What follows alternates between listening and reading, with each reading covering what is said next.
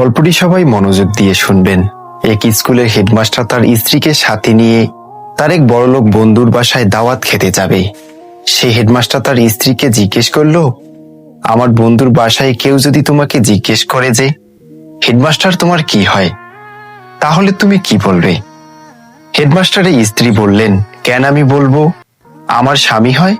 Headmaster বলল, সর্বনাশ, এই কথা বললে তো সবাই বুঝে যাবে তুমি যে লেখাপড়া জানো না, তোমাকে একটু স্মার্ট হতে হবে। তুমি বলবে যে হেডমাস্টার হচ্ছে আমার হাজবেন্ড। তার স্ত্রী বলল, যথা আজ্ঞা মহারাজ, আপনার সিদ্ধান্তকে অগ্রাধিকার দেওয়া হলো। সে কথা সেই কাজ। সেই হেডমাস্টার এবং তার স্ত্রী বন্ধুর বাসায় দাওয়াত খেতে গেলে তার বন্ধুর বাসার লোকেরা হেডমাস্টার স্ত্রীকে জিজ্ঞেস করলো, হেডমাস্টার আপনার কি হয়? সেই হেডমাস্টার স্ত্রী বলল, আমার হাফ প্যান্ট হয়। লোকেরা বলল, কি হয়? সে আবার বলল, হাফ প্যান্ট হয়।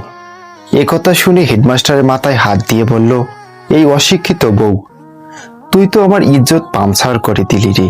আসলে একজন মানুষকে আপনারা যেভাবে শেখাবেন ওই মানুষটি কিন্তু সেভাবেই শিখে যাবে।